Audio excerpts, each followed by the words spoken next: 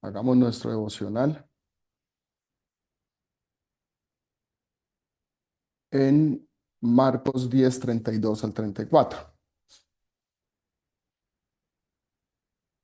Marcos 10 32 al 34.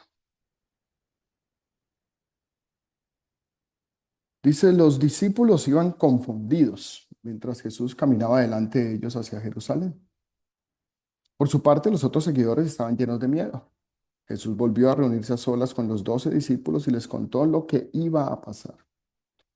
Como pueden ver, ahora vamos a Jerusalén y a mí, el Hijo del Hombre, me entregarán a los sacerdotes principales y a los maestros de la ley. Me condenarán a muerte y me entregarán a los enemigos de nuestro pueblo, para que se burlen de mí y para que me escupan en la cara y me maten. Pero después de 3 días resucitaré. Es muy interesante cómo Marcos plantea en 3 momentos eh, distintos el anuncio de Jesús de su crucifixión y su muerte. Hay una repetición ahí, si eso se mira del análisis literario, una repetición intencional que por supuesto no es inocente y que tiene propósitos muy, muy importantes en la interpretación de los anuncios de la pasión. En este relato Jesús emprende el camino hacia Jerusalén y los suyos están próximos a enfrentar lo que conocemos como la pasión. Lo que no querían, ¿no? Recuerde que es Pedro el que le dice, no, pero ¿cómo se te ocurre ir a morir? ¿Cierto?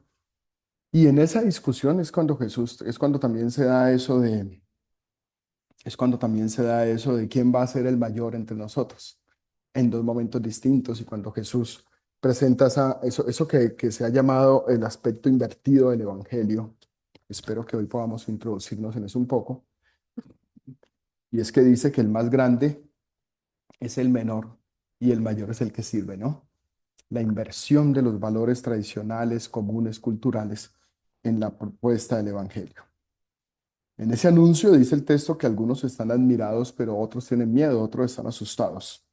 Y Jesús pues confirma lo que inevitablemente va a pasar, que su pasión vendrá, pero les da un mensaje de esperanza al final. Y eso es con lo que quiero que nos quedemos hoy. Por más que confirma que su pasión viene, también promete que ese fin solo será el comienzo. Y eso me parece que es importante. El fin solo es el comienzo. Podríamos titular a este devocional de esa manera. El fin solamente es el comienzo. ¿Y por qué el fin es solamente el comienzo? Porque la muerte en la cruz de Jesús, porque el anuncio de la pasión puede significar el fin, ¿no? Generalmente entendemos que la muerte es el fin, ¿cierto? Cuando muere un ser querido decimos, bueno, llegó al final de la vida, al final de la vida. Pero nosotros sabemos que en la esperanza del reino de los cielos y en la promesa de la resurrección, pues el fin no es el fin, ¿cierto? Que la palabra fin allá en el griego es eternidad es un final, pero no eterno, no permanente, ¿cierto? Y Jesús les va a decir, voy a morir, pero, y eso me parece que es extremadamente importante, en 3 días resucitaré. Para aquellos que estaban admirados, para aquellos que estaban preocupados, para aquellos que estaban asustados en el versículo 32, para los que estaban llenos de miedo, para los que estaban confundidos, según la traducción del lenguaje actual, hay una voz de esperanza. Y les va a decir, tranquilos, porque yo en 3 días voy a resucitar. Y ahí hay un contraste, ¿no? Esa palabra pero, saben ustedes que denota contraste, ¿cierto?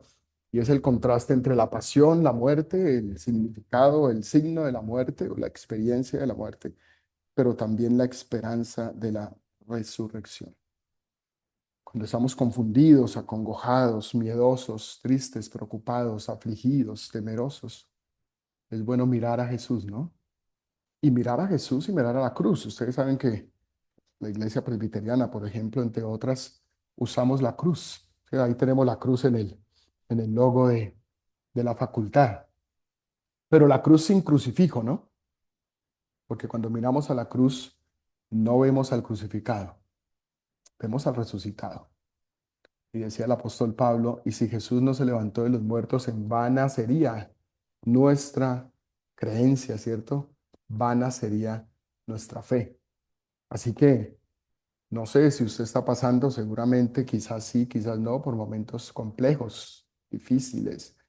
Ya el solo hecho de que el domingo tengamos unas elecciones tan interesantemente curiosas, quizás no menos que las de hace 4 años, ¿no? Pero siguen en ese escenario de curiosidad, produce alguna confusión, ¿no? Uno no sabe, bueno, cómo va a quedar este país, qué es lo que va a pasar, quién sería el hombre de Dios para el pueblo. Sí, eso muy entre comillas, que seguramente no es ninguno ni ninguna, pero sí genera confusión, un poco de incertidumbre. Pues ahí podemos mirar a la cruz, podemos mirar a la tumba vacía, podemos pensar en la resurrección y saber que en medio de la confusión, la enfermedad, la tristeza, la congoja, la crisis económica o cualquiera que sea la cosa que estemos viviendo, pues hay esperanza porque el Señor resucitó y eso significa de que vive. Y si Él vive, mientras Él viva, nosotros tenemos esperanza. Y Amén. es en esa esperanza que debemos caminar, permanecer y existir, porque su evangelio es un evangelio de buenas noticias. Así que hoy tengo una buena noticia para ustedes. El principio, el fin es solo el comienzo y la resurrección es el signo de esperanza de que las cosas sí van a estar mejor. Sí van Amén. a estar mejor. La fe Amén. nos hace mirar, el amor nos hace caminar juntos en comunidad, pero la esperanza nos dice, oiga, sí hay futuro. En un mundo que cada vez se desesperanza más, vale la pena pensar que sí hay futuro y que el futuro es un futuro en el que las cosas serán mejores. Creo que es Isaías el que dice, yo haré cosa nueva. ¿No ven que ya lo estoy haciendo? Abriré caminos en la soledad y ríos en el desierto. Que sea así para la vida de todos y cada uno de nosotros. Oremos. Señor, gracias por tu amor, por tu bondad, por tu gracia. Gracias por la oportunidad que nos regalas, nos otorgas de estar delante de ti en este espacio precioso, de compartir, de interactuar. Y oramos, Padre, que nos bendigas, que tu iluminación esté en este espacio de enseñanza-aprendizaje, Dios, que aprendamos de manera especial y activa los unos de los otros, Señor, ejercicio de en este ejercicio andragógico de enseñanza de tu palabra. Permítenos navegar, profundizar, criticar y llegar a consensos que parten posiblemente de disensos, de diferentes puntos de vista, diferentes miradas, pero que construyamos juntos este aprendizaje para ir acercándonos, Señor, no solo a la comprensión teórica, conceptual, sino a un ejercicio práctico como tú que enseñabas y hacías de el Evangelio, Señor, a fin de que tengamos un seguimiento genuino, o por lo menos más cercano y más real, seguimiento de Jesús. Te alabamos, Señor. En tus manos ponemos estas 2 horitas largas de reflexión y diálogo. Amén.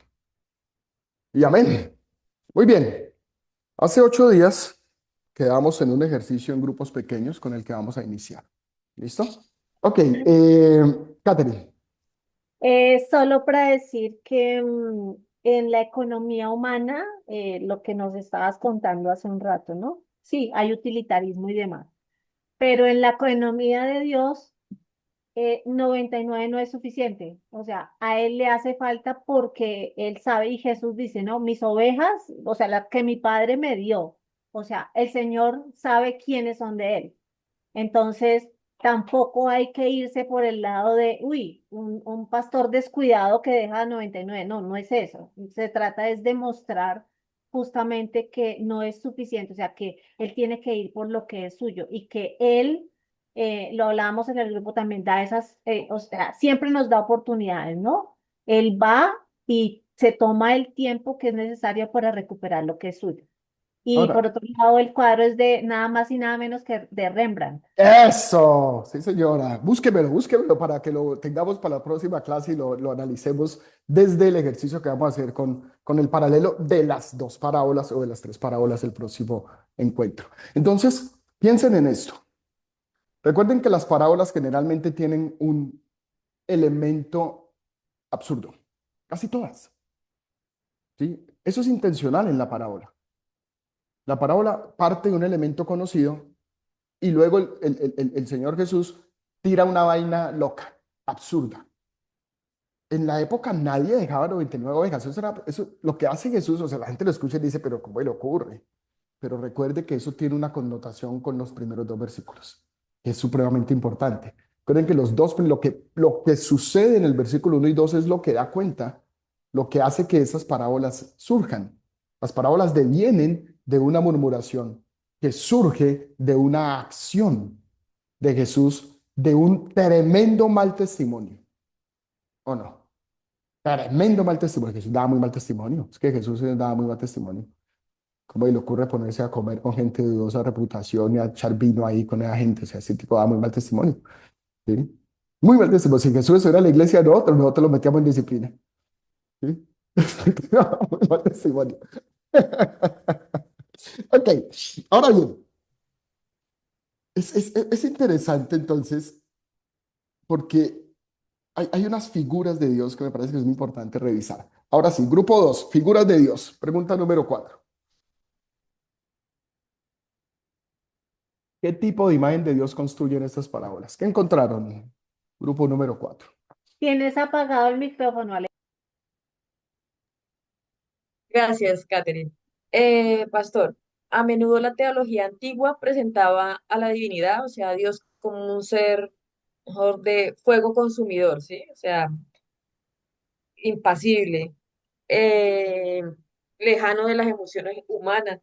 Pero en estas dos lecturas encontramos a un Dios todo lo contrario, un Dios amoroso, un Dios lleno de bondad y misericordia que siente angustia con lo perdido, en este caso pues la oveja y la moneda, y sobre todo que experimenta una alegría desbordante al recuperar lo que le faltaba. Qué Entonces, maravilla eso. eso es lo que encontramos. Excelente, excelente. Grupo 1. Bueno, profe, pues es un Dios bondadoso, misericordioso, que empieza la búsqueda de aquellos que están perdidos. Un Dios que no hace diferencias de género, es cuidadoso, busca con cariño y dedicación, es un Dios amoroso y cercano, es un Dios justo que valora a todos por igual y nos mira a todos de la misma manera. Todos somos importantes para Él y es un Dios alegre. Genial. Excelente, qué maravilla, ¿no? Hacernos esa pregunta de, oiga, ¿cuál es la imagen de Dios? Porque aparece como sujeto de misericordia, ¿no? Dios es un sujeto de misericordia. No es un Dios vigilante, no es un vigilante moral, no es un policía que está mirando cuál es tu comportamiento moral para enjuiciarte, para castigarte, para lanzarte al fuego, sino que es un Dios misericordioso. Y la acción de la misericordia surge y nace de Él. La gracia, aquí la gracia precede, aquí la búsqueda antecede, aquí el encuentro es iniciativa divina, no humana. Eso es una maravilla. Juan, Exactamente lo que acabó de decir usted. Es Dios el que empieza la búsqueda. Nosotros no, nosotros estamos en la parranda, estamos en donde sea, y Él llega no a sacarnos, llega y desde el Egipto, venga, venga Juan, ven, ven Juan, que quiero a mi lado, ven, es Él. Él toma la iniciativa porque de alguna forma rara, ajena a mi comportamiento, hablo por Juan, ajena a mi comportamiento, me llamó. No sé qué, qué yo, pero me llamó. Ven, Juan, quiero que estés acá. De alguna forma me dijo, es que tú eres de los míos, de los 100 míos. pero es él toma la iniciativa, busca, él empieza a buscar la oveja, la moneda a nosotros, a ustedes, profe, con respeto lo digo, a nosotros con las ovejas, es él quien arranca a buscar, nos quiere a su Exacto. lado. Sí. Dice, no, es que lo que me dio el padre me dio para cuidar, para que Así me es. cuide. Todas son mías, porque él me las dio. Entonces, Ujú. somos, como dijo Catherine, si es que somos, esas son las cuentas de ellos. Es que son siempre, son estas las nuestras. Eso, profe, gracias. Eso es, gracias a ti. Y lo dijeron también los dos grupos. La alegría es el clímax narrativo de los relatos. Y me encanta eso que hayan encontrado de que Dios es un Dios que celebra, Dios es un Dios alegre. Qué importante nosotros hacer énfasis en eso, ¿no? En que Dios es un Dios que celebra, en que Dios es un Dios alegre, que celebra, que se goza. Pues el gozo es el fruto del Espíritu Santo. Entonces el Evangelio, como buena noticia, produce gozo, produce alegría, produce celebración. Las dos parábolas terminan con fiesta. Las dos parábolas terminan con fiesta. Hay una secuencia narrativa: pérdida, búsqueda, encuentro, celebración. Hay una pérdida, hay una búsqueda, hay un encuentro, hay una celebración y hay una convocatoria para la celebración. No dice, no está el énfasis en si la oveja aprendió o no. No está el clima en si la oveja aprendió o no. No está el clima en si la moneda entendió o no. El clima está en la alegría compartida. Porque el Evangelio es celebración comunitaria, porque el Evangelio es alegría compartida. Y eso nos hace entender el Evangelio de una manera muy bonita, ¿cierto? Porque entonces el Evangelio no solo es rescate, es reintegración comunitaria. La oveja volvió al redil y hubo celebración. La moneda volvió a la bolsita, a la cartera, a la billetera, a la alcancía, donde diga que pueda estar la moneda. Y hay celebración. O sea, hay una reintegración comunitaria. Entonces, la salvación en estas dos parábolas, en estos primeros 10 versículos del capítulo 15 de Lucas, tienen una dimensión tanto relacional por la búsqueda y el encuentro, como comunitaria por la convocatoria y la celebración. Entonces es importante pensar que el evangelio y la salvación entonces tiene estas connotaciones también.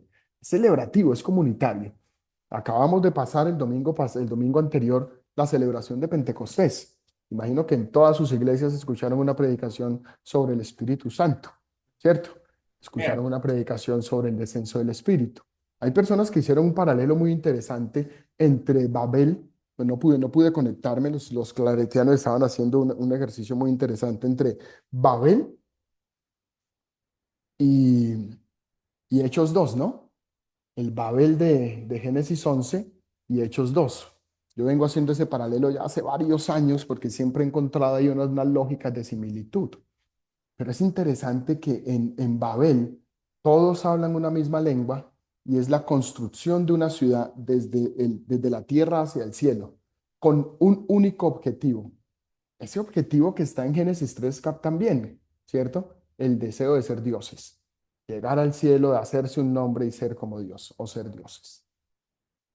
Pero luego entonces, y es Agustín de Hipona el que escribe la ciudad de Dios, pero recuerde que la ciudad de Dios se desprende de una interpretación de Apocalipsis. Y en Apocalipsis lo que dice es que Dios hace una ciudad donde en el cielo y la trae a la tierra. Babel es el hombre queriendo ser Dios. Es el hombre queriendo llegar al cielo en su construcción. Pero el Evangelio es otra cosa. El Evangelio es otra cosa. El Evangelio lo que nos invita es a pensar en que al pensar en el Evangelio y Pentecostés, lo que estamos diciendo es: espérese un momentico, porque aquí las muchas lenguas, dése cuenta que en Pentecostés no descendieron, no hablaron todos la misma lengua, hablaban diferentes lenguas, pero los otros, cada uno en su idioma, escuchaban lo que decían. Eso habla de inclusión, de diversidad, de alcance, pero habla de comunidad. El Evangelio es un espacio, es una noticia para todos que decanta, deviene, produce, resulta en una vivencia que también es para todos. Y esa vivencia es comunitaria. ¿Cómo se puede vivir la fe si no se vive en comunidad? ¿Cómo se puede vivir el evangelio si no se vive en comunidad? ¿Con quién me alegro, profe? ¿Cómo se puede amar si no se tiene al otro?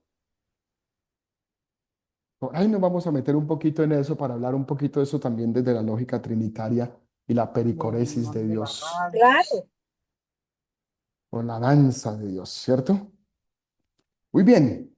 Estas dos parábolas entonces, o esta parábola, como diría Joaquín Jeremías, nos van conectando un poco con la parábola de los dos hijos, ¿cierto? Pero hay una pregunta implícita. ¿Cuál es la última pregunta que ustedes tienen? ¿Por qué la búsqueda y el encuentro, la alegría y la celebración ocupan el centro de ambas parábolas? ¿Qué respondieron a eso? Bueno, profe, porque reflejan el anhelo de Dios de encontrar lo que se había perdido, porque lo que el mundo desecha, Jesús lo vino a rescatar, porque lo que muestra es que lo que está perdido para la humanidad no está perdido para Dios.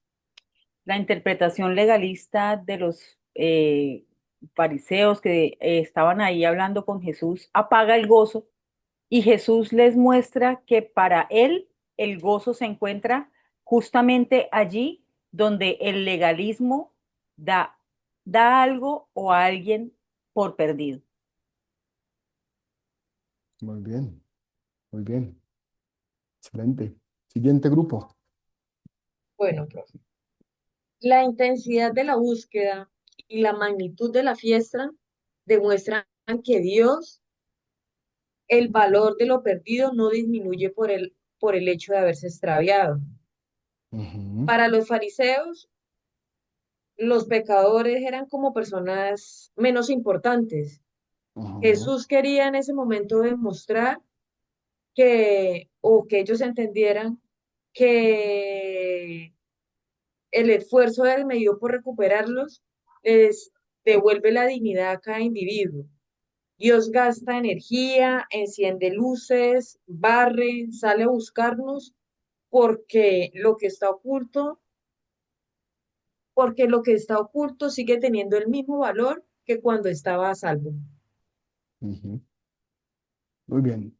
Mire, mire, mire esto tan curioso. Ustedes saben que yo siempre voy a tener mi tropel, sano, sano y santo tropel, con los títulos que nos le pusieron algunos autores y traductores a la Biblia, ¿cierto? Los títulos son La oveja perdida, La moneda perdida y El hijo pródigo, cuando ya nos metemos con las tres parábolas.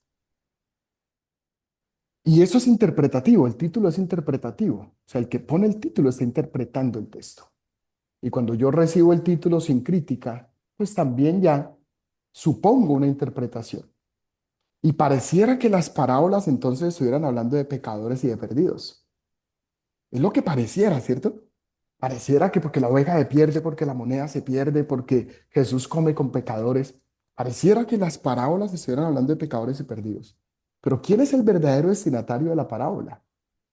¿Para quién se contó la parábola? ¿Qué es lo que hace que la parábola sea contada, sea dicha, sea expresada? ¿Qué es lo que hace que a Jesús le pique la lengua y tire esa hermosura de relato en Lucas 15? No es la murmuración de los fariseos. Si los fariseos no murmuran, si los fariseos no murmuran, no hay parábola. O hay otro tipo de parábola y no estaríamos hablando de eso en este curso, estaríamos hablando de otra cosa. Pero nos regala esa joya, la murmuración de los fariseos. Son los fariseos los destinatarios y los escribas por causa de su murmuración. Ahora pregunto, ¿quién está realmente perdido? el hombre, Los fariseos y aquí, los escribas. el hombre, acá hay una contradicción, no una contradicción, también hay una comparación entre cómo era que se salvaba. Yo creo que me fui. No, ya volviste, aquí estás. ¿Ya? Ah, cómo era que la gente podía alcanzar la misericordia de Dios en el Antiguo Testamento y cómo iba a pasar a partir de ahora con Jesús. No, antes dependía de la gente que tuviera el deseo de ir a buscar un animal, hacer un sacrificio, ir a donde estaba, matarlo, todo eso para ser perdonado. Ahora no, ahora estamos perdidos y hay un Jesús que está constantemente buscándonos ahí, frente a nosotros, frente a nosotros. No hay nada que nosotros tengamos que hacer para ser salvos. Nada, todo lo hizo Jesús. Excelente. Amén, Dios amén. está ahí y eso es lo que Jesús le está diciendo a los fariseos. Claro, y eso es extremadamente importante porque miren, Jesús está comiendo con pecadores, con publicanos y con gente de mala reputación. Está comiendo con ellos. ¿Será que podemos decir que para ese momento están siendo encontrados?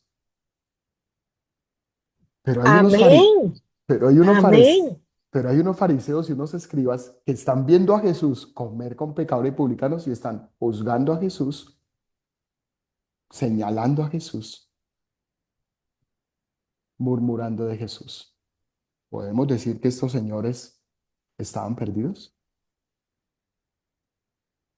¿Que necesitaban ser encontrados también? Porque al final, no me voy a adelantar tanto a la narrativa, pero al final de la última parábola, la de los dos hijos perdidos o la del hijo encontrado y el hijo signo de interrogación, nos va a hacer el corchete Lucas para decirnos, mira, aquí esta gente está murmurando y aquí al final hay un hijo mayor que connota todo lo que es el legalismo, la religión sin compasión, que no sabemos si entró o no a la fiesta,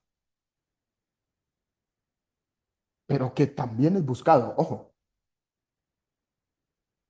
Y esto es hermoso en el Señor, es que lo busca a todos, al que se pierde adentro como al que se pierde afuera. Porque quienes creen estar dentro podrían no comprender el corazón del Evangelio. Quienes creen estar dentro podrían estar perdidos. Por eso la moneda se perdió adentro, no afuera. Es decir, que es posible perderme adentro. No solo estoy afuera o solo tengo que estar afuera para perderme. Por eso las parábolas de la oveja y la moneda encontradas, cambiémosle el título, la oveja encontrada y la moneda encontrada. O también podríamos, si las unimos como Joaquín Jeremías, decir la parábola de la gran fiesta, ¿cierto? Del gozo en el cielo, de la gran celebración. Nos preparan narrativamente para la parábola de los dos hijos. Es profundo el paralelismo. Metámonos un poquito en nuestro contexto. Vulnerabilidad, desorientación, extravío visible. Podría decir que es lo que nos representa un poco la oveja, pero la moneda nos representa pérdida silenciosa, invisibilidad, valor oculto. Y es importante pastoralmente eso, porque hay pérdidas visibles, escandalosas, públicas, pero también hay pérdidas internas, silenciosas e invisibles. Y a veces pastoralmente estamos viendo esas pérdidas visibles, escandalosas y públicas, pero perdemos de vista esas pérdidas internas, silenciosas, invisibles. Por eso Lucas amplía la categoría de lo que está perdido, porque el Evangelio alcanza al que se fue, pero el Evangelio también alcanza al que se apaga adentro. No solo al que se va, también al que se apaga adentro. Y es Dios, como lo dijeron ustedes muy bien, el buscador. No hay imágenes punitivas de Dios, no hay imágenes meritocráticas y tampoco excluyentes. Rompe con todo eso Lucas para decirnos que Dios busca, que Dios carga, que Dios enciende una lámpara y que Dios celebra, como ustedes lo dijeron muy bien. Así que la meta del Evangelio, mis compañeros y amados, no es solo salvar almas. porque la meta narrativa es volver a la fiesta y es regresar a la comunidad. Así que la meta del evangelio no es solo salvar almas, es también reintegrar, es también celebrar, pero es también hacer comunidad. ¿Y por qué es tan importante eso? Bueno, Génesis 3 nos va a dar la clave de interpretación de por qué el evangelio tiene que ver con la comunidad, con recuperar la comunidad, con regresar a la comunidad. Porque sin comunidad, o sea, si nosotros entendemos la doctrina trinitaria o de la Trinidad, obligatoriamente tenemos que pensar en comunidad. ¿Y qué significa estar en comunidad? Significa que hay una celebración. De eso quiero que con eso lo vamos a conectar cuando hablemos de eso de pericoresis y nos metamos allá con todo ese tema de la alienación y todo ese asunto, que no es evangelio, pero que es uno de los capítulos del evangelio. Así que hay una crítica, y ya estoy cerrando con esto para darte la palabra. Hay una crítica con relación a la religión excluyente. El relato comienza con murmuración, ¿cierto? Con una murmuración de los fariseos y los escribas. Pero el pastor busca, no murmura. La pregunta implícita es, ¿nos parecemos más? Y creo que eso dije la clase pasada, ¿nos parecemos más al pastor o al que murmura? Y ojo con esto, porque una de las cosas que me ha dado más duro, a mí el evangelio me golpea muy duro, muy duro, muy duro, muy duro. A mí el evangelio me parece muy duro. Es que es más fácil ser fariseo. Es que es más fácil juzgar que amar. Eh, pero ojo con esto, porque es que cuando uno se va encontrando con el evangelio, o sea, a veces uno está en el escenario del legalismo, ¿cierto? Pero también puede estar en el escenario del antinomianismo. Pero en cualquiera de los dos escenarios, si uno empieza a tener un encuentro con el evangelio, a ir centrándose, a ir encontrando esa tercera manera, fácilmente uno se puede volver un juez. Todavía no nos hemos metido con antinomianismo y nomianismo, legalismo y relativismo, que son los dos enemigos opuestos e iguales del evangelio. Pero miren, el liberal teológico que comprende el evangelio desde el relativismo murmura del conservador teológico.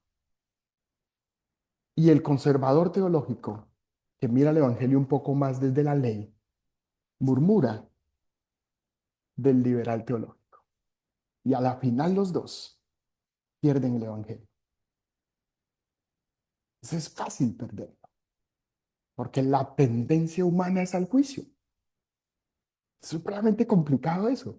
Y eso encuentras tú todo el tiempo en los relatos de Jesús. Y con eso se encuentra uno todo el tiempo. Y esa es la gran batalla que nosotros tenemos constantemente. Dinos, Catherine, para ir cerrando, irnos a tomar café. Bueno, café hasta ahora ya uno no duerme, ¿no? Pero por lo menos agüita. Eso solo Juanca que toma café cerrero a estas horas. Bueno, era para mencionar que todo empezó con una murmuración y una murmuración es un mal hablar. Eh, y Jesús es la palabra y en este momento es la palabra, o sea, está ahí la palabra viva. Entonces, habla con parábolas y también manifiesta su amor a esos murmuradores, porque para ellos también es la palabra, una palabra que confronta. ¿Sí? Entonces, es tan amor y es tan justo, es tan misericordioso que está dando el ejemplo, está demostrándolo comiendo con los pecadores. Pero a esos otros pecadores también que se creen no pecadores los está confrontando con el amor de la palabra viva. Y como él decía, el que tenga oídos, oiga. ¿Sí? Entonces ahí estaba a predicar. Exacto, miren, es que los invita a la mesa también. O sea, ellos están murmurando porque come con pecadores y publicanos y Jesús les dice, venga, hombre, comamos juntos. Los invita a la mesa, pues, y que pues, venga, comamos todos aquí, hagámoslo, aquí esta lechoncita, este tamalito, hombre, este ajiaquito, este cabeza de gato, esta arepita de huevo, ¿sí o no? Sí. Lo otro que quería decir es, Comamos juntos, ¿cierto? Celebremos juntos. Los invita a la mesa, no los excluye. Y des en cuenta que las parábolas todas tienen cierre en festividad. Y en eso. una celebración comunitaria donde la razón de la parábola es la murmuración y el cierre de la parábola es venga y celebremos. O sea, venga a la mesa con nosotros. O sea, no juzgue a los que están en la mesa conmigo ni a mí. Venga y celebremos juntos que esto es el evangelio. Salvación de vidas, pero reintegración comunitaria también. Y ahí está la alegría de Dios, porque la alegría de Dios, o sea, ese gozo es el gozo de, bueno, tú vas a ir allá por la Trinidad, pero yo quiero enfatizar como en la parte de todo, o sea, toda la teología bíblica nos habla de la gloria de Dios estableciendo al ser humano para tener relación con Él y glorificarse en eso. Entonces, creo que ahí la alegría y el gozo del Señor es justamente ver restaurado su propósito creador, la relación con Dios, de Dios con el hombre, la comunión con todos, la Exacto, representación restaurada en el ser humano, la representación de la imagen de Cristo, la participación en el reino, por eso vengan y comen conmigo, exacto, y el exacto. reflejar la gloria. O sea, esos son muchos motivos de gloria, porque es que a veces está el otro riesgo y el otro peligro que es muy latente ahorita en esta teología antropocéntrica, y es decir, que todo es por el ser humano, el amor de Dios por el ser humano y el ser humano es el centro y Dios se desvive por el hombre. Pero todo eso es para la gloria de Dios porque somos sus criaturas, porque Eh, nos ama, sí, pero es para su gloria, creados para exacto, comunión y no. para gloria con Él. Exacto, exacto. Es un tema comunitario y es un tema comunitario de una comunidad a la que Dios pertenece. Es que Dios es una comunidad. Dios es comunidad. Y la invitación de Dios es a que el hombre haga parte de esa comunidad y la mujer y juntos celebren. Y en esa celebración comunitaria hay felicidad.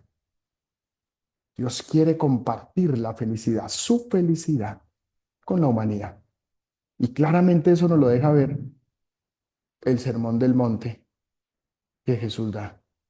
Y en su introducción, dése cuenta, las bienaventuranzas. Oiga, sean felices, dice Jesús. Yo vine para que sean felices. El proyecto del reino es que ustedes sean felices. Vamos a entrar en estos minutos que nos quedan, los 35 minutos que nos quedan, en este tema de la teología del Evangelio. Esto es ejercicio tomado de este material, de este libro que escribió Timothy Keller, pastor presbiteriano, que falleció hace un par de años, ¿no? Un hombre muy interesante, con el que tengo acuerdos y desacuerdos, obviamente, ¿no? Pero que creo que tiene una aproximación muy interesante al tema del Evangelio en algunos momentos de su construcción. Eh, partimos de esta frase, el Evangelio no es religión ni irreligión, sino algo totalmente diferente. Una tercera manera de relacionarnos con Dios por medio de la gracia. Y por eso debemos ministrar de una forma excepcionalmente equilibrada que evita errores de cualquier extremo y comunica con fidelidad la trascendencia del Evangelio. Eso me hace recordar a Martín Lutero, ¿no? Recuerde que Martín Lutero decía que la religión es el modo predeterminado del corazón humano, ¿no?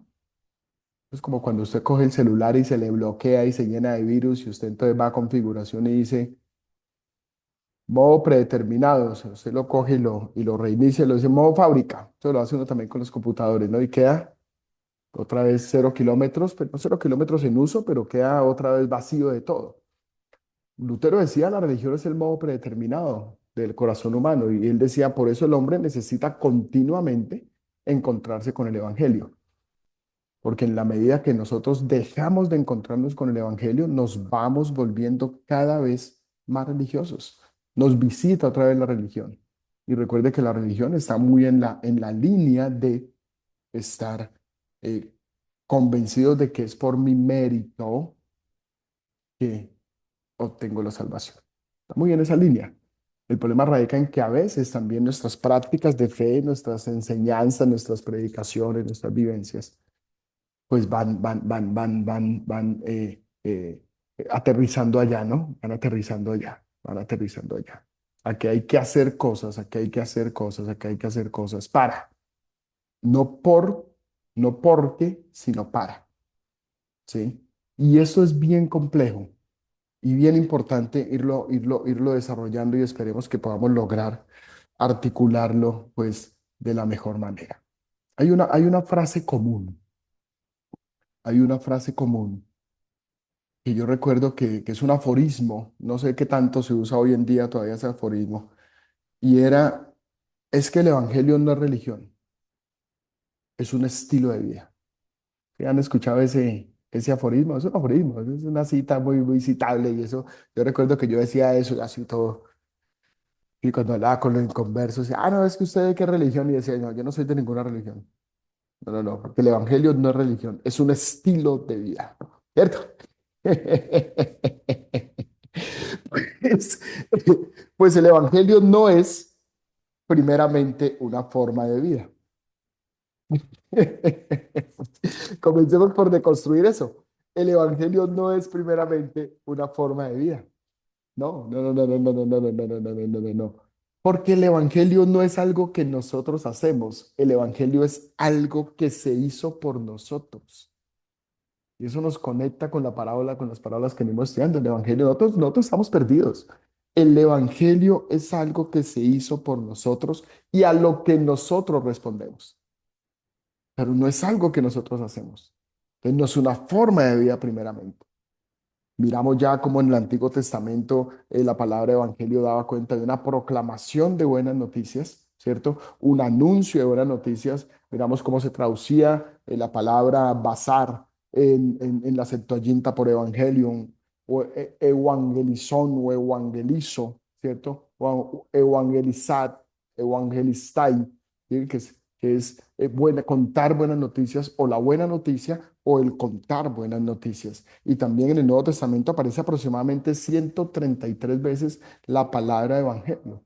El que más la usa es Pablo, de hecho. Pablo es el que más usa la palabra evangelio. ¿Y qué son? Buenas noticias. Y siempre eran buenas noticias de un rescate, ¿cierto? Eran buenas noticias que esperanzaban. Eran buenas noticias de que algo iba a cambiar, ¿sí? Miramos en el encuentro pasado que eran anuncios de que iban a salir del cautiverio, que era un anuncio de que el tiempo de la aflicción iba a terminar, de que era un anuncio de un rescate. Cuando Moisés va y le dice al pueblo, oigan, yo vine porque el Señor me mandó para sacarlos de la tierra de servidumbre, de la casa de servidumbre, de la tierra de Egipto y llevarlos a una tierra que fluye leche y miel. Eso es un anuncio. Y es un anuncio, es un anuncio, es un anuncio de salvación, es un anuncio del evangelio, ¿sí? Y es un anuncio del evangelio, no de Jesús en sí mismo, aunque luego va a tener la connotación liberación, salvación, es un círculo semántico completo, pero es un anuncio de esperanza, ¿sí? Que luego se va a traducir en el mensaje de salvación, de que vamos a ser liberados, de que vamos a ser salvados. Y es completo, ¿cierto? Es completo, es permanente, pero el evangelio no es, no es una forma de vida porque no tiene solo una connotación ética. No es solamente cómo es que yo me comporto. Es más, que yo me comporte bien no es evangelio. El evangelio es la noticia, el evangelio es el mensaje, el evangelio es el anuncio. Por eso no se puede evangelizar sin palabras. No es una postura ética. ¿Qué se hace con las noticias? Se cuentan. Por eso el elemento heráldico aquí, el anuncio, es clave. Si el anuncio no hay evangelio, pues uno dice, no, es que yo predico con mis obras. Sí, pues hablas muy bien de tu ética, hablas muy bien de tu moral quizás, hablas muy bien de tus valores, pero el evangelio es una noticia de que alguien hizo algo por mí, de que Jesús hizo algo por mí, no de que yo hago algo. Entonces no es una teología sistemática, no es un comportamiento ético, no son citas citables, es que el evangelio es un estilo de vida. No, nada de eso es el evangelio. El evangelio son noticias, son buenas noticias y tienen que anunciarse públicamente. El evangelio no es un buen consejo. Y son noticias de rescate, son noticias de salvación. Es una maravilla eso. Miren, cuando uno se pone a mirar a la persona de Jesús, claro,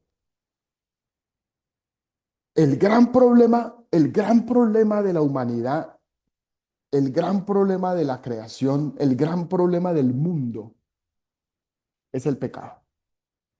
¿Estamos de acuerdo? Es el pecado. Eso nos lo deja claramente, nos lo expresa claramente Génesis capítulo 3. Ese es el gran problema. Solo que el ejercicio del análisis de Génesis capítulo 3 nos puede llevar a nosotros a pensar, venga, ¿y cuál es el pecado? O sea, ¿dónde está esa raíz del mal? ¿Cierto? Que generalmente hemos dicho, no, es que el pecado es el pecado de la desobediencia, ¿cierto? Porque Dios le dijo a Adán y Dios le dijo a Eva, miren, ustedes no pueden comer y ellos desobedecieron y comieron. Yo tengo un poco de diferencia con ese concepto de que el pecado principal fue la desobediencia. Yo creo que según Génesis capítulo 3 y es lo que yo pienso, a partir de un estudio que he hecho de ese texto por largo tiempo, es que el problema del mal tiene que ver con el hombre deseando entronarse, deseando ser Dios. Comparto esa. Eso dice, o sea, y entonces Dios le dice a Adán, viejo, mira, es eso y es esto y es esto, la relación es perfecta, Dios lo empodera, lo hace a su imagen y semejanza, no, el hombre no quiere, porque es que la humanidad es la imagen y semejanza de Dios. ¿Y qué es la imagen y semejanza de Dios? La humanidad. La humanidad es la imagen y semejanza de Dios. Pues hizo la humanidad, Adán y Eva, Adán, humanidad, ¿cierto? Pero el hombre no quería ser humano. Y es que hasta hoy el hombre no quiere ser humano. Los hombres no queremos no queremos ser seres humanos, queremos ser divinos. Mire, toda la crisis bioética que estamos viviendo nosotros en este momento da cuenta de eso. Todo el tema de la biotecnología, todo el tema del trabajo genético que se está haciendo. ¿Sabe usted que ya se está pensando en diseñar superhombres? ¿Sabe usted que la cuarta revolución industrial que supuestamente tiene o se llamará Singularity es la unión del hombre con la máquina? ¿Sabe usted que sí se espera y se está haciendo trabajo científico profundo desde las tecnologías, inteligencias artificiales y todo este tema para mejorar la raza humana? O sea, se quiere hacer superhombres, superhumanos. Claro que ya hay manipulación genética, o sea, ya se puede coger todo la línea genética de un bebé. Ya lo han hecho científicos chinos, japoneses, ya se ha tomado toda la línea genética y se ha quitado y se ha corregido para mejorar genéticamente a los seres humanos. Ya hay seres humanos genéticamente modificados. ¿Persiguiendo qué? Que sean mejores seres humanos. Queremos ser mejores seres humanos. Es la pretensión de ser dioses. Y eso se ve en la esfera médica, bioética, pero también se ve en la esfera religiosa, porque no es que constantemente el creyente se siente que es como un poco superior al no creyente. Y entonces nosotros tenemos que salvar a los perdidos. Y pasa en la política y entonces comienzan los discursos mesiánicos de los candidatos a la presidencia porque ellos van a salvar el mundo. Y son superhombres y son los superlíderes y son los grandes y todo y siempre lo dijo Catherine ahora, un antropocentrismo brutal que lo que persigue continuo y constantemente es que el hombre sea cada vez mejor. Y esa es la gran tentación. La serpiente lo supo. Y hasta hoy la serpiente sigue siendo el interlocutor de la humanidad y no Dios. Y mientras la serpiente sea el interlocutor de la humanidad y no Dios, pues la humanidad seguirá en un debacle de desesperanza y de destrucción. Y no porque Dios la haya castigado, sino porque es que el ser humano por sus acciones, decisiones y comportamientos continuamente atrae sobre sí castigo. Entonces vemos en Génesis al hombre y a la mujer, Génesis capítulo 3, estoy ubicado, 17 al 19. Oiga, ustedes van a ser como Dios. Y Eva dijo, uy, Va a ser como Dios, qué maravilla. Claro, pues imagínense el que paseaba por el jardín, el que había hecho todas esas cosas. Yo quiero ser como Dios, yo quiero eso. Sabios como Dios, oiga, sabiendo, y se lo dice la serpiente, sabiendo el bien y el mal. ¿No tenemos nosotros esa pretensión de que es que nosotros somos los que sabemos qué es lo bueno y qué es lo malo? Y le andamos para ir diciendo a la gente qué está bien y qué está mal. Eso es un delirio muy religioso, ¿no? Eso es un mal de iglesia. Nosotros tenemos el hábito de decir a la gente, oiga, eso es lo que está bien, eso es lo que está mal, que es un ejercicio de juicio, ¿no? Y es eso lo que la serpiente le dice también a Eva. Oiga, ustedes van a saber qué es lo bueno y qué es lo malo, van a dictar qué es lo bueno y qué es lo malo. ¿No es eso lo que tiene polarizados los países políticamente hablando? Estamos constantemente nosotros jugando a ser diosesitos porque queremos que todo gire en torno a nosotros. La propuesta de Dios era otra. La propuesta de Dios es que un Dios que es trino es un Dios que tiene la capacidad de girar en torno a otro. Las tres personas divinas se sirven y se aman mutuamente. Eso se conoce como la pericoresis, la danza de Dios. Usted encuentra eso en el libro de Juan. Padre, glorifícame al lado tuyo. Padre, glorifícame, le dice Jesús. Y Jesús luego dice, el Espíritu me glorificará. Es decir, que las personas divinas se sirven y se aman sin ningún problema. Dije en una clase de la maestría hace años, en una exposición que hice, dice, oiga, pero es que las personas divinas se adoran mutuamente. Y eso asustó a todo el mundo. ¿Y cómo así que se adoran? Pues se glorifican uno a otro. ¿Eso no es lo mismo? Se glorifican uno a otro. No tiene ningún problema con eso. Es que Dios es el que no tiene problema. Pero el hombre que quería que hasta Dios lo adorara. Entonces se pone en el centro. Y entonces, claro, ojo, la mujer come del fruto. ¿Y a dónde estaba el hombre? Y ese es el problema que tiene Reina Valera en la traducción de Génesis capítulo 3. Que cuando leemos Reina Valera, dice que la mujer comió y dio al hombre. Pero cuando lees en Nueva Versión Internacional, en Nueva Traducción Viviente, en TLA, dice, y le dio al hombre que estaba con ella. Entonces también se acaba ese patriarcalismo y machismo que dice que todo esto es culpa de la mujer, porque realmente es más culpa del hombre, que fue un papanatas que no fue capaz de asumir un liderazgo por apatía, ¿cierto?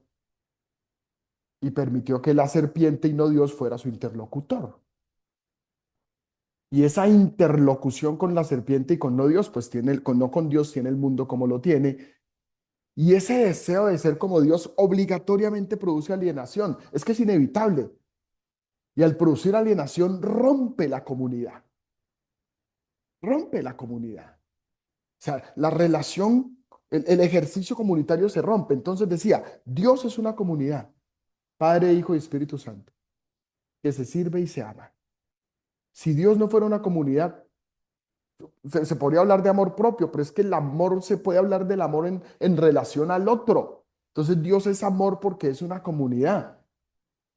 Dios no conoció el amor después de que creó al ser humano. Dios es amor en esencia porque Dios es una comunidad y el amor se expresa, se manifiesta y se vive en comunidad. Y en esa comunidad que se sirve y se ama, hay aceidad. Entonces Dios no creó al hombre para que lo adore. Como muchas veces hemos enseñado y se nos ha enseñado, es que Dios nos creó para la alabanza de su gloria y Dios nos creó para que lo adoremos. No, Dios no necesita que lo adoremos. Porque Dios es feliz sin nosotros. O era feliz sin nosotros. Dios tiene aceidad. Eso significa que Dios se basta a sí mismo. Que Dios es suficiente en sí mismo.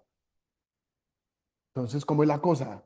Entonces, ¿cuál es el propósito inicial por el que Dios nos crea? Pues es que Dios es tan feliz, es tan infinitamente feliz, que dice, oiga, vamos a hacer a una gente, vamos a hacernos a unos mancitos y a unas chinitas, para que celebren con nosotros, para que comparten. Es que Dios es amor. Entonces vamos a hacer al hombre y a la mujer para compartir con ellos esta felicidad. Esto no, vamos a crear un mundo feliz y vamos a crear a seres humanos que compartan, que dancen con nosotros. Y vamos a hacer aquí una comparsa y nos vamos a coger de las manos y vamos a celebrar celebración comunitaria. Hay gozo en el cielo cuando un pecador se arrepiente, pero no solo porque no se va a ir para el infierno como hemos pensado constantemente o porque no se va a condenar. No, no, no, no solo por eso, sino porque volvió al ideal principal de la creación del ser humano, que es la danza de Dios. Es la celebración comunitaria. Es el hacer parte de la fiesta del reino. Entonces vuelve a la celebración, por eso hay fiesta, por eso hay celebración. Comunitaria y celestial, pues es que Dios se goza. Venga, otro que va a volver a la danza, que rompió el hombre cuando decidió, pretendió ser Dios.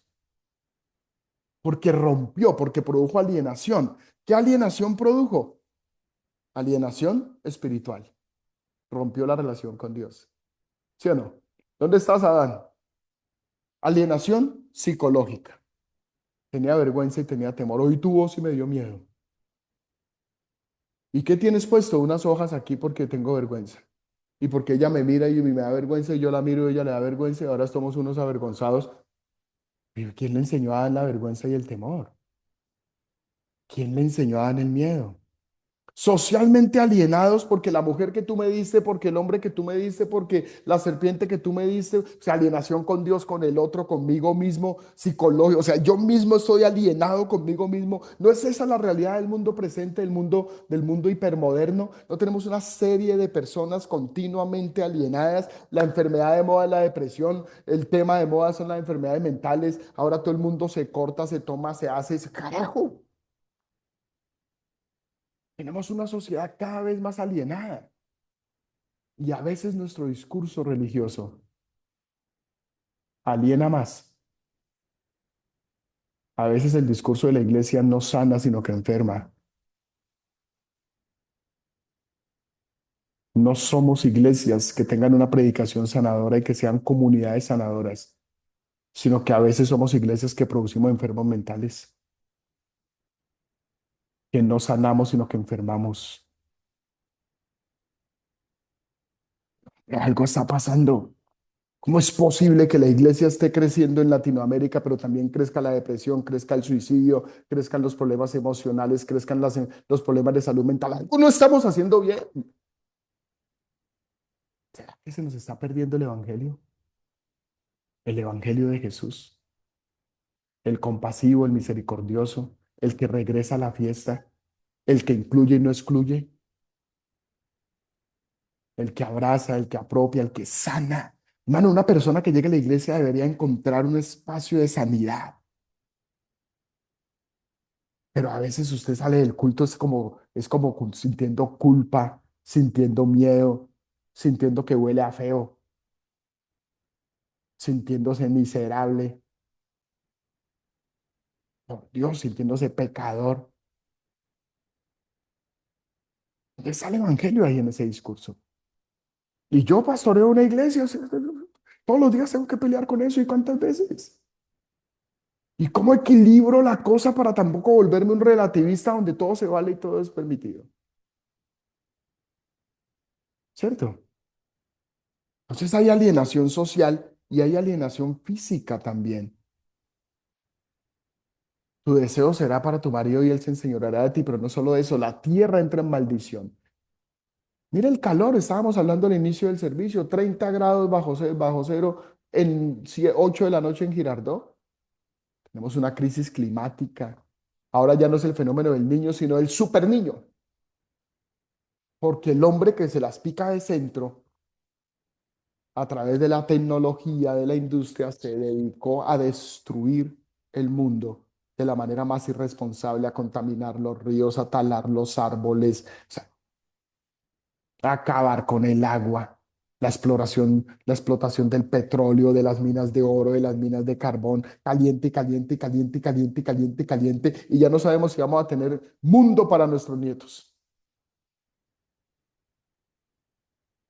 Y seguimos igual. Guerras, allá Israel dándole plomo con Irak, atropellando a los de la franja, a los de la franja de Gaza. Y es Israel todavía en las iglesias hoy. Perdónenme, hermanos, de verdad les pido que me perdonen. Todavía en las iglesias estamos diciendo, Señor, bendice a Israel. No, ponga de serio, hermano. No, eso es inaceptable, eso es sionismo. Entonces, ¿a dónde se me quedó el evangelio? ¿A dónde se me... O sea, Jesús es Dios. Dios es Jesús. Entonces, ¿cómo es Dios? Mire a Jesús. No busque la forma, no busque cómo es Dios en el Antiguo Testamento porque ustedes explota, porque el Dios del Antiguo Testamento era un asesino, porque lo interpretamos equivocadamente. Lo dije hace 8 días. ¿Quieres saber cómo es Dios? Muéstranos al Padre. Me están viendo a mí, señores. Me están viendo a mí.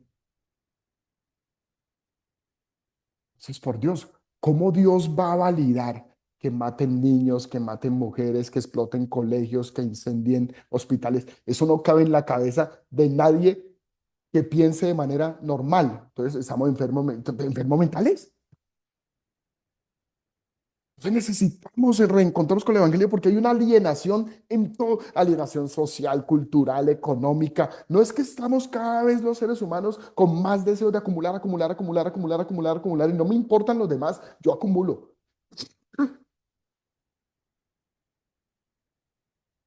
El Evangelio de la justicia social, no existe el Evangelio de la justicia social, existe el Evangelio que deviene, que deviene en su expresión y resultado en de muchas líneas y de muchas ramas. Entonces hay una alienación. Y el Evangelio es la noticia de que hemos sido rescatados o salvados, de que de esa maldición que cobija a la raza humana, a la humanidad y al mundo. A mí me encanta cuando Marta y María vienen, cuando muere Lázaro y sale Marta y reprocha y pelea con Jesús y después María le dice lo mismo y ahí hay una repetición intencional muy interesante, ¿no? Si hubieras estado aquí, mi hermano no había muerto. Y Marta dice, pero sé que lo resucitarás y se da todo ese debate y Jesús llega a la tumba de Lázaro y llora. Y la palabra en griego ahí es como el caballo que va en las carreras y resopla así fuerte porque va a ganar la carrera. Es turbación. O sea, Jesús al ver toda esa turbación se turba. Se turba porque eso es todo lo que está mal en el mundo. Está mal en el mundo el sufrimiento, está mal en el mundo la esclavitud, está mal en el mundo el envejecimiento, las guerras, los desastres naturales, la discriminación racial, las enfermedades, la pobreza, el sufrimiento. Todo eso está mal y todo eso es resultado de un pecado individual y estructural. Y de eso vino a salvarnos Jesús. ¿Y cómo? Pues hombre, encarnándose, muriendo y resucitando. Ese es el Evangelio.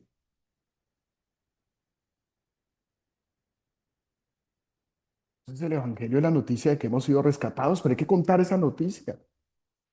Hay que anunciarla. El problema es que se nos espiritualizó la noticia. Entonces, es la noticia de que hemos sido rescatados de la condenación eterna, del infierno y que somos salvos. Pero un poco de salvos injustos, excluyentes, racistas,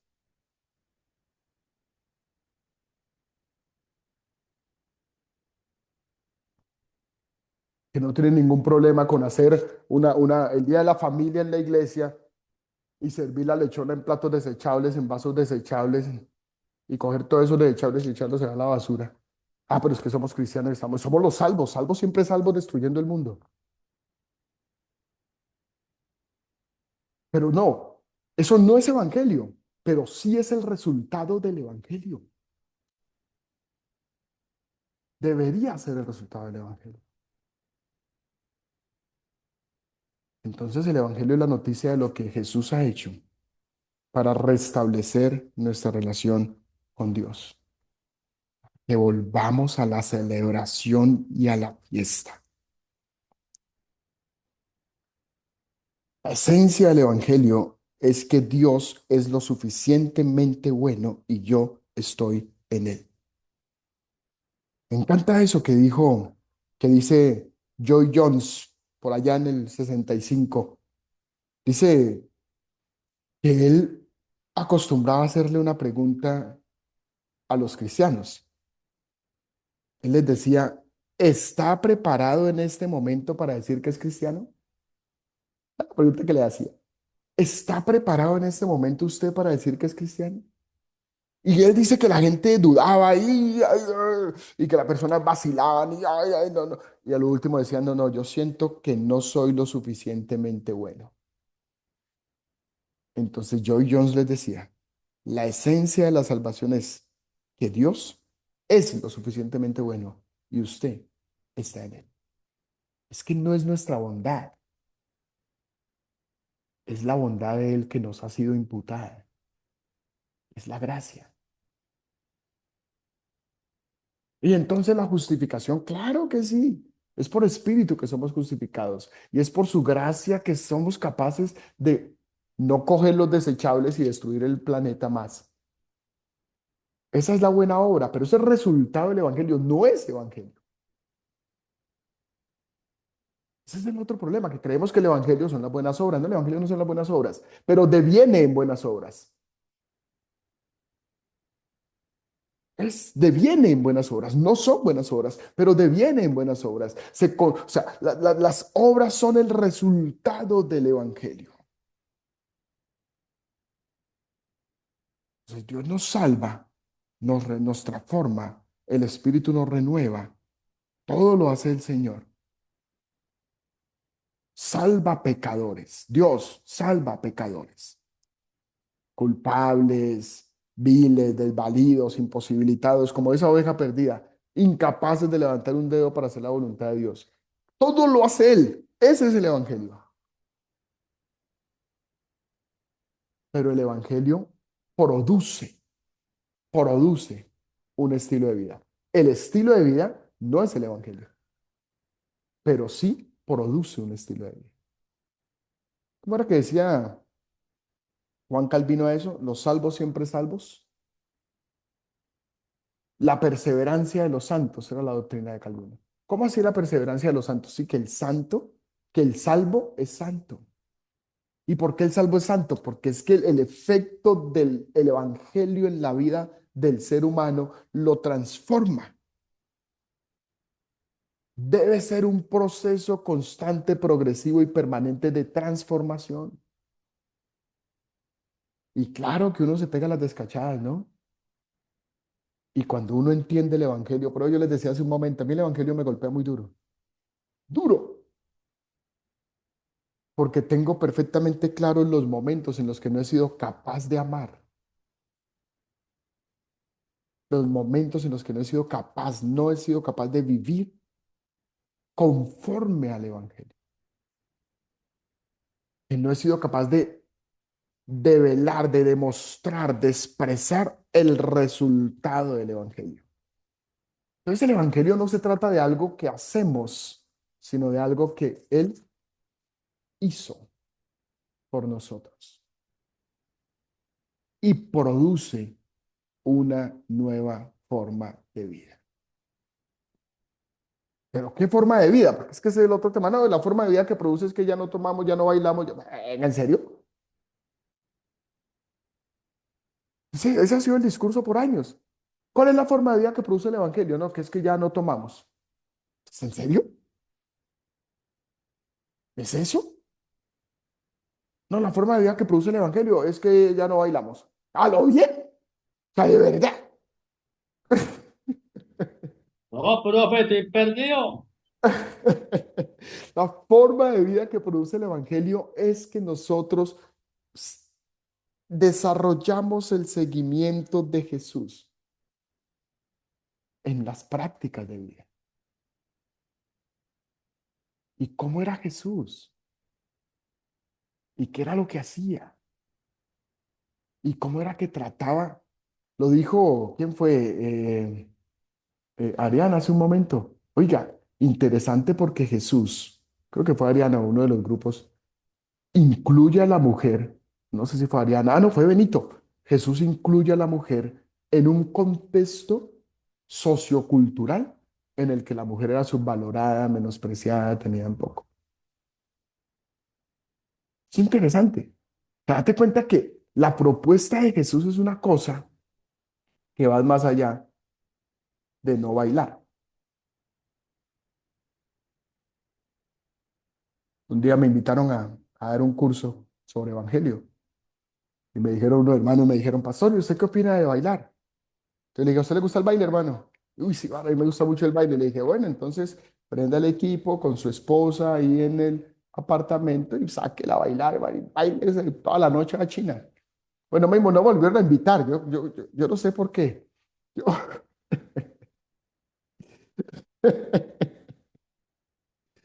¿Sí? Porque creemos que el cambio de vida es un asunto moral y el cambio de vida tiene unas implicaciones éticas importantes, importantes. Justicia, igualdad, rectitud, misericordia, compasión, bondad. Expresiones, no exclusión, expresiones del Evangelio, que resultan de que he sido expuesto a esa noticia y de que por la gracia he sido salvado. Por eso mire lo que dice Carson. El Evangelio es noticia porque trata acerca de una salvación que se consumó por nosotros. Encarnación, muerte, resurrección. Es noticia que crea una vida de amor, pero la vida de amor no es en sí el Evangelio. Eso es bien importante, porque entonces también aparecen por ahí los que son supremamente altruistas, ¿cierto? Que hacen cosas muy buenas y que hacen obras sociales y que le dan a los pobres y que esto y aquello y lo otro, pero no tienen una relación con Jesús, pero no han experimentado la salvación por la gracia.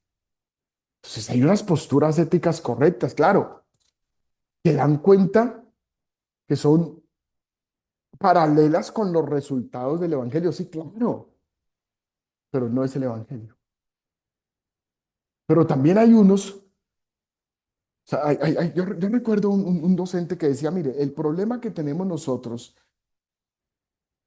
es que no comprendemos el concepto de justicia. Entonces él decía, en inglés, y Catherine me ayuda, hay dos palabras para justicia, ¿cierto? Justice And y right. reason. Eso. Y él decía, una tiene que ver con la horizontalidad y la otra tiene que ver con la verticalidad. ¿Sí? Decía este profesor. Él decía, el problema es que nosotros en Latinoamérica nos quedamos con el concepto de justicia vertical, pero perdimos el concepto de justicia horizontal. Entonces, tenemos muchos cristianos que tienen una bella relación con Dios, pero una pésima relación con el otro. Y entonces ahí como queda el juego del evangelio. ¿Cómo transitamos eso ahí? Eso es un tema que hay que trabajar, que hay que sanar, que hay que reparar, porque debe ser horizontal, debe ser como la cruz, ¿no? Debe haber una verticalidad y una horizontalidad. Es ama a Dios con todo lo que eres y a tu prójimo. Y es más crudo todavía porque Juan al final, para resumir los evangelios, saca a Dios, ¿no? Al final Juan dice, porque la ley se resume en esto, ama a tu prójimo. Ya no dice ama a Dios, Juan, al final. Juan dice, la ley se resume en ama a tu prójimo. ¿Y por qué Juan dice eso? Pues cuando amo a mi prójimo, amo a Dios. Cuando sirvo a mi prójimo, sirvo a Dios. Es que yo no puedo amar a Dios sin amar a mi prójimo. No puedo ser, no, es que yo sirvo a Dios. Sí, pues sírvale a la gente, hermano. Esa es la expresión. Por eso es que Jesús dice, apartados de mí, alejados de mí, hacedores de maldad, el fuego eterno. ¿Cómo así? Pero es que tu nombre echamos fuera demonios y sanamos enfermos y No, no, no los conozco. Vengan ustedes, benditos de mi Padre, porque tuve hambre y me dieron de comer, tuve sed y me dieron de beber, estuve enfermo y me visitaron, tuve frío y me abrigaron. ¿Y a qué hora hicimos eso? No, pues porque lo hicieron aquellos que eran más pequeños, a mí lo hicieron. Ah, ¿Y eso es el Evangelio? No, es el resultado del Evangelio. Es el resultado del Evangelio. La vida de amor, entonces, es el resultado del Evangelio. Paro ahí. porque son las 9:33 y después me emociono y ya ustedes me conocen cuando me emociono. ¿Algo que decir?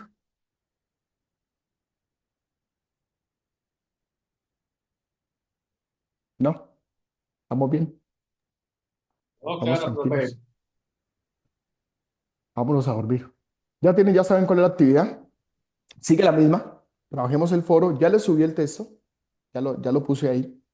Leamos el texto. Máximo 2 páginas. Si es una, está bien. Si es 1:30, está bien. Máximo 2, ¿no? Si son 3, se la devuelvo, no lo leo. Eh,